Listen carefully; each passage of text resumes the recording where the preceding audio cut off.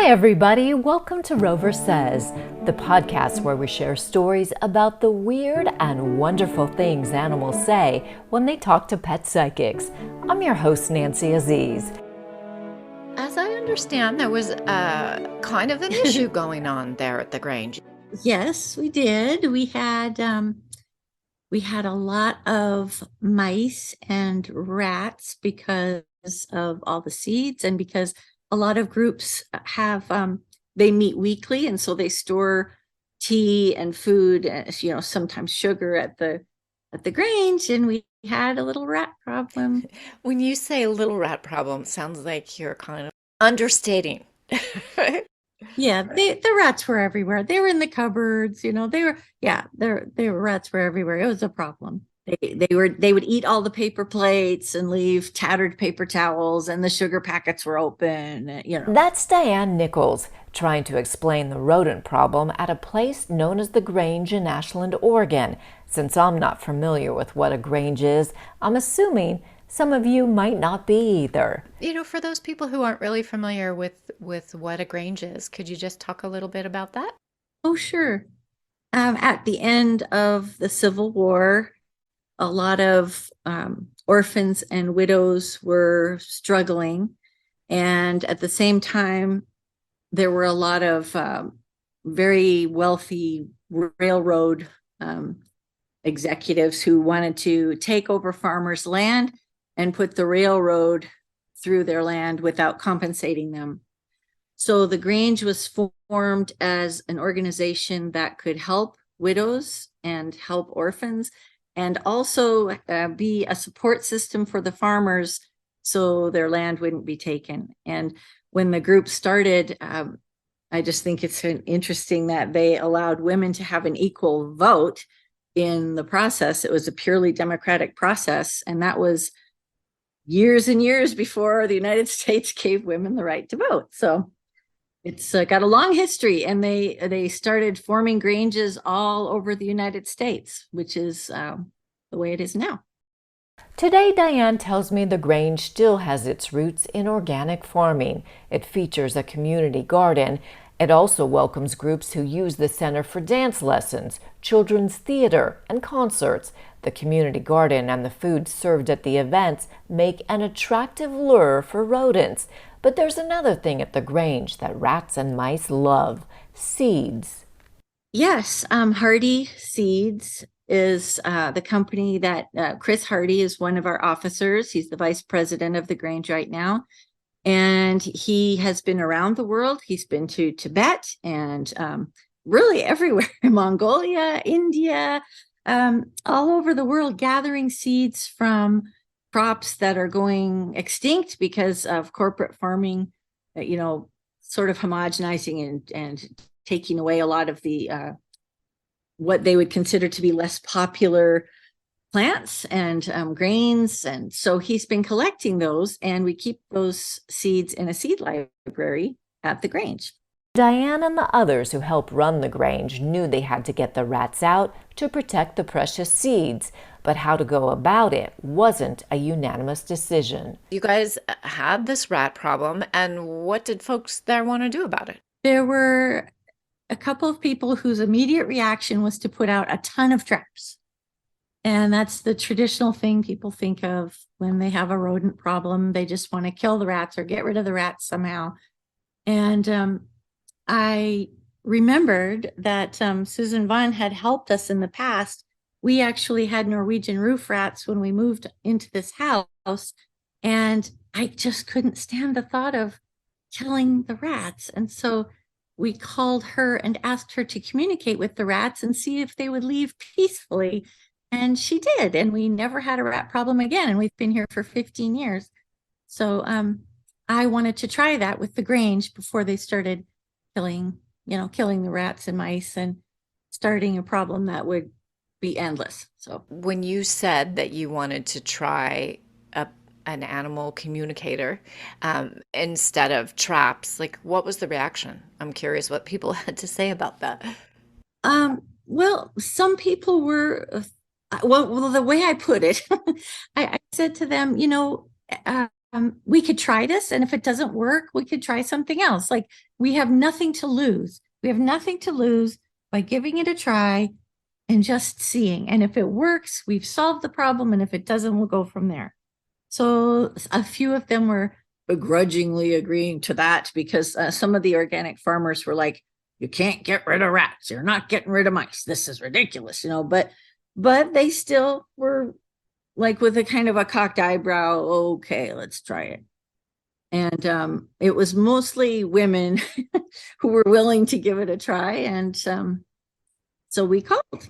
Diane called the animal communicator she'd used in the past, California-based Suzan Vaughn. Vaughn doesn't like the term pet psychic because she says it infers a certain predictability when she says working with animals is more translating messages from animals to people. Vaughn was a human psychic for more than a decade before she came to work with animals, and when she started, she says she did so with a bit of skepticism. Well, if somebody called me up and said, I can talk to your dog on the phone and resolve your problem, I'd probably be a little bit like, really? Also. So, it's definitely a thing where you would, it's better if you have experienced it, And for me too, I was quite skeptical about whether or not this was a real thing, whether it was workable, whether it was a healing thing or anything I wanted to be involved in at all. Well, it turned out that after each consultation, the animals were really eager to cooperate with our requests. The people's home became more harmonious and things became resolved. Not every time 100%, because the people have a role in it also, but still they were able to understand the animal's point of view and make real changes that were helpful in a more harmonious home. So I speak to the animal telepathically. It doesn't matter where the animal is at. I link to the person through the photo of the animal and the person on the phone, so we know it's that animal in that location. And I send pictures to the animal, and the animal sends pictures back to me about what they're thinking and feeling. So it's real to me now, but I understand how it's weird for a lot of people. It's not something you can touch, but then you can't touch love or joy really either. Vaughn did her session with Diane over the phone. Well, she says she usually likes to have a picture of the animal. In this case, she says she didn't need one. I went that way without a photo, and particularly because I knew what they looked like, But they called me. They say, I have this problem. Can you help me out? I say, I'll give it my best shot. I request the attention of the rats, or in the case of this group, the rat king. With insects and some other groups, you need to talk to their leader because they are a kind of a group consciousness. So they, birds are kind of like that, You can talk to individual birds, but you might, if you talk to a flock, you need to go to the leader, type of thing. So, I talked to the leader and asked about their willingness to relocate, and that these were our intentions and this is where we had in mind. She said, you don't talk to the individual mice or the individual rats when you have a situation like this. You talk to sort of the overarching quintessential rat energy or energy. And the rat she was talking with said, oh, you don't want us to be in your garden? You have all these perfect, beautiful things. This is like rat buffet, and then you don't want us to be inside your beautiful grange where we could be safe from the weather, have beautiful babies everywhere. And they said, that's really asking us to give up a lot. With the rats, they don't just say, yeah, we're on it. Here we go. They become very contemplative and deep, and they want to see if the humans are sincere, So I talk to them. When you talk to a species like that you want to move, you have to say, here's a good place that we think you would be happy, and we'd like you to move over to this place. which turned out to be not very far, kind of like across the road or whatever. I showed them some ways to get there, underground or above ground. And it had rotting wood, little places for them to nest, hollowed out logs. It just had some good stuff, for mice and rats. But we said, we'd really like to do this with you. We want to not harm you in any way, but we need to keep these seeds, intact.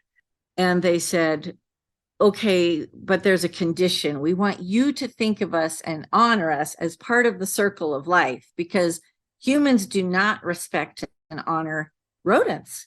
And you think we're pests and you just want to get rid of us. And we are an important part of the circle of life. So we want to be honored for that. And we would also like it if once in a while you would leave us a little offering of something good to eat, because we're giving up so much to make this deal with you. So we did that. We gathered the group together, and there were maybe a dozen of us, and some of us had done research on the different positive qualities of mice and rats, and there's a lot of information if you look up Chinese astrology.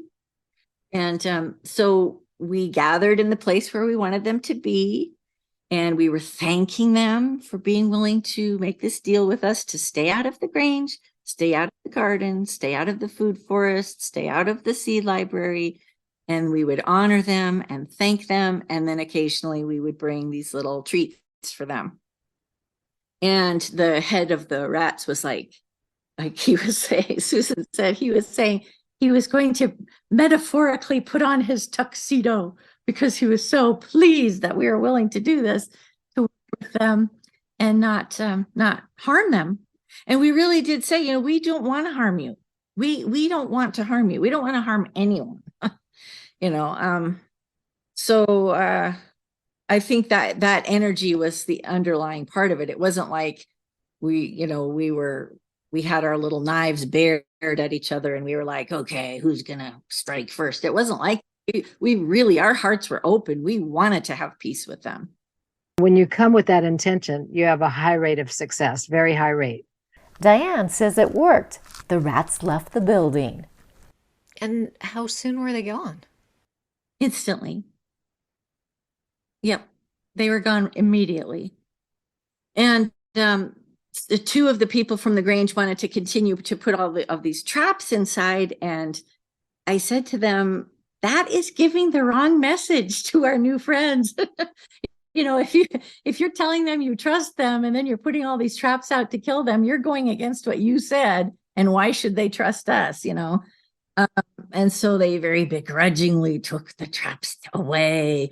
But and so we haven't had any trouble since then. This has been years. This has been like 4 years. Since the rats have held up their part of the bargain, Diane says she is too, still bringing them treats every now and then. My son and his fiance and I, we love animals. And so we bring them organic walnuts and sunflower seeds and organic pumpkin seeds and fruit, cut up apples that are organic, and all sorts of treats that rats would like. And we go down to this one particular place and we call them, in our minds, we all three send out loving thoughts to them, and we tell them that we're there and we are leaving them this offering, thanking them for leaving everything alone. And it always feels really good to do that. And I'm just curious how you feel about this whole thing. Like, are you just so grateful that you were able to, just spare the lives of these animals, and solve a problem at the same time?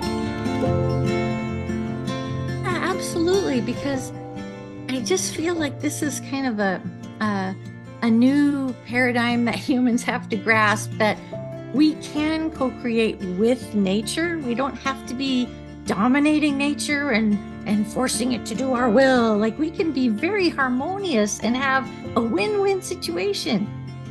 People don't have to be enemies. I had a situation in Seattle with slugs, and I talked to the slugs and got them to stop eating my dahlias. And we can be harmonious with things we consider to be pests. Thanks so much for listening to Rover Says. If you like the show, please rate it, follow, and share so other people who love animals can find the show.